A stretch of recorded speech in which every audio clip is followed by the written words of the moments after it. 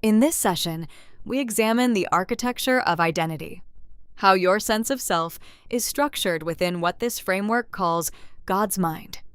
We will explore the ultimate metaphysical choice between ego and God, and how that choice determines the clarity, stability, and purpose of your identity. Here, we introduce the ultimate dichotomy, God or the ego. These are presented as two complete, incompatible thought systems. There is no neutral ground between them. Every belief, value, and decision aligns you with one system or the other, shaping how you interpret reality and yourself. This matrix contrasts allegiance to the ego with allegiance to God. The ego rests on separation, seeks autonomy, and views creation as fatherless. God rests on oneness, aims at creation and extension, and sees all as eternally connected. Because their foundations diverge, they cannot be reconciled by compromise. The question of origin is central. Nothing living is fatherless. Belief is not abstract, it declares your lineage. Each decision effectively answers, who is my father, the ego or God? Your chosen source defines your identity, your security, and the meaning you assign to your life. This diagram traces two lineages from the self. Choosing the ego leads to feeling fatherless, imagining self-creation, and ending in isolation. Choosing God means acknowledging your creator, extending love, and resting in sanity and belonging. Daily allegiance determines which psychological reality you inhabit. The so-called safe harbor of the ego is a dark cornerstone, apparently protective, but actually confining. We are invited to examine this foundation honestly, without defending it.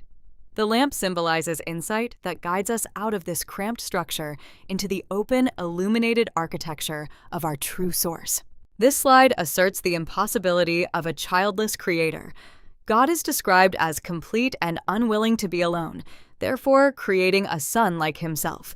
To deny your own divine origin is, in this model, to deny God's fatherhood and to misunderstand the depth of your own identity.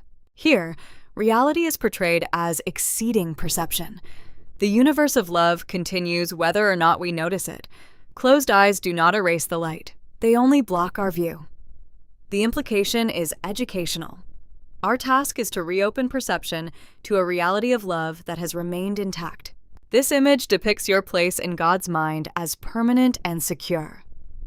God's mind is framed not as a limiting container, but as a radiant center of light. Your identity is a stable point within this living network, unalterable, yet dynamically connected to every other expression of that light. The law of God's mind is expansion, beginning with love, moving through creation, and opening into limitlessness. What is given can only increase. Your identity therefore functions as an engine of extension. You keep your place by sharing the love and creativity that established you. We conclude with the principle of infinite resolution. Love does not limit, and its creations are not limited. Within this framework, your identity is eternally secure, perfectly designed, and endlessly expansive. You remain held within God's mind, where every conflict finds completion in love.